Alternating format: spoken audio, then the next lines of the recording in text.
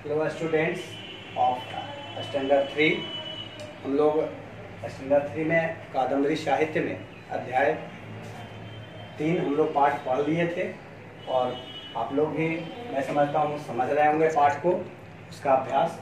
और आज हम लोग उसका अभ्यास देखेंगे। आप लोग इसको फेयर कॉपी में डालेंगे, साथ साथ आप लोग इसका वर्ड पावर भी लिखे होंगे अपने फेयर कॉपी में। तो अब हम लोग अभ्यास बनाएंगे इसको।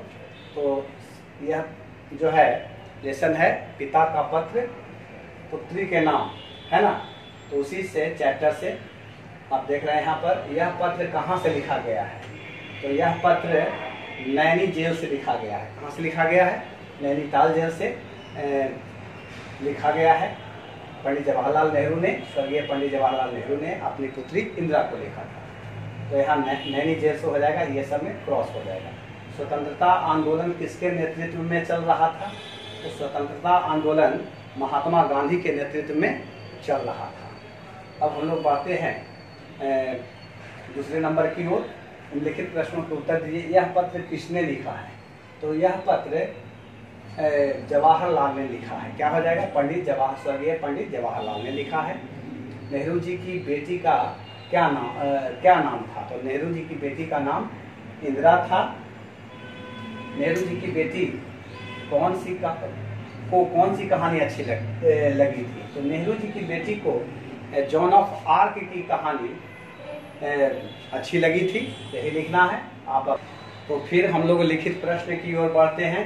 सभी लोगों में, प्रश्न कहता है सभी लोगों में असीम उत्साह किस लिए भर जाता है? तो सभी लोगों में किसी महान कार्य की पूर्ति के लिए। आपको जवाब में क्या लिखना है? सभी लोगों में किसी महान कार्य की पूर्ति के लिए असीम उत्साह भर जाता है। दूसरा सवाल है, नेहरू जी ने इंदिरा को कुछ भी करने से पहले क्या स्मरण रखने के लिए कहा है? तो इसका जवाब होगा, नेहरू जी ने इंदिरा को कुछ भी करने से पहले यह स्मरण रखने को कहा कि हम जो कुछ भी करें उससे हमारे देश को हानि न पहुंचे।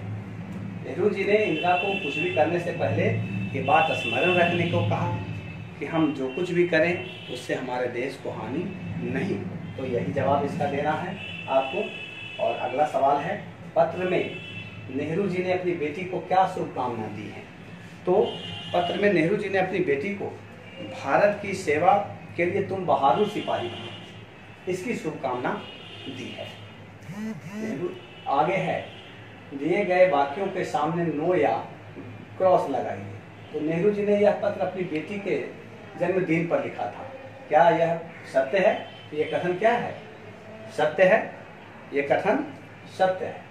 आगे हम लोग बढ़ते हैं खा की ओर। नेहरू जी की बेटी जॉन ऑफ आर्क की तरह नहीं बनना चाहती थी। तो ये गलत है, क्योंकि वो तो चाहती थी, वैसा कहानी पसंद करती थी पढ़ना।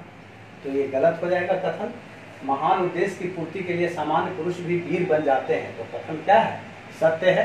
पाठ के आधार से किसी भी बात को छिपाने की इच्छा तभी होती है जब हम गलत काम नहीं करते। तो ये कथन क्या हो रहा है? नहीं लगने से गलत हो रहा है।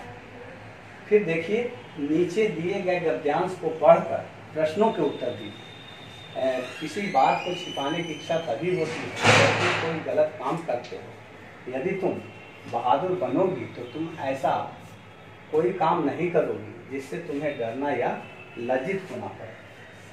तो यहाँ पर सवाल है इसी से जुड़ा हुआ, किसी भी बात को छिपाने की इच्छा कब होती है? तो किसी भी बात को छिपाने की इच्छा तभी होती है जब तुम कोई गलत काम करते हो। इतना ही जवाब होगा इसका। दूसरा है, नेहरू जी ने अपनी बेटी को कैसा काम न करने के लिए कहा है?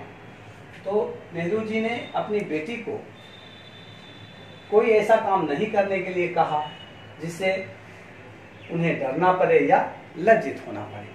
बस यही जवाब होगा। अब हम लोग भाषा बोध की ओर बढ़ते हैं।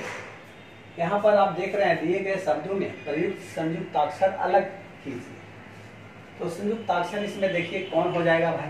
तो देखिए यहाँ पर नामा संयुक्त आ रहा है, तो इसको आपको क्या कर देना है? निकाल देना है। तसा संयुक्त आ रहा है, बस यही तसा निकाल देना है। नेतृत्व में देखिए तवा संयुक्त आ रहा है, तो यहाँ निकाल देना है।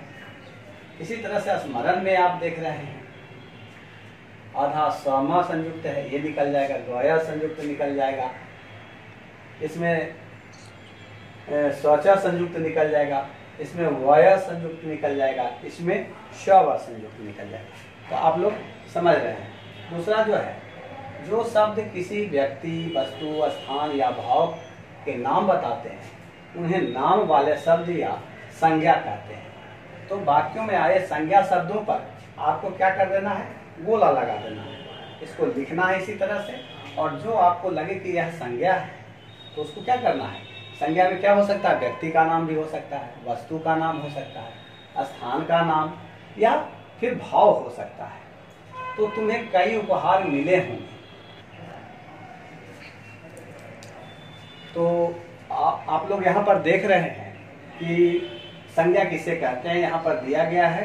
जो शब्द किसी, चलिए अब प्रश्न की ओर। तो यहाँ पर आपको देखना है, तुम्हें कई उपहार मिले होंगे, दिया गया है। तो यहाँ उपहार क्या हो जाएगा, संज्ञा हो जाएगा।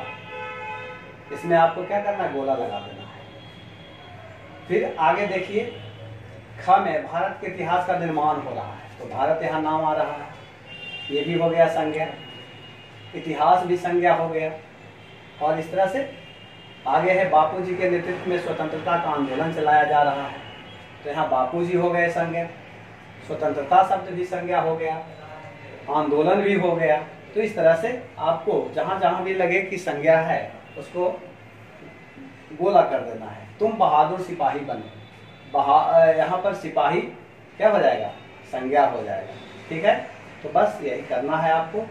और आगे देखिए, पढ़िए, समझिए और लिखिए। लता से देख रहे हैं यहाँ पर बना हुआ है लताएं और लताओं, तो इसी तरह से बना देना कथाएं और कथाओं, शुभकामनाएं और शुभकामनाओं, वीरांगनाएं वीरांगनाओं, इस तरह से बना देना है आपको। अपने फेयर में कंप्लीट करना है, इसको रिवाइज करते रहना है। कोई दिक्कत आपको कहीं नहीं होगी, मैं समझ रहा हूँ। आप लोग इसे बेहतर से अच्छी तरह से कॉपी पर करेंगे। बस आज इतना ही, धन्यवाद।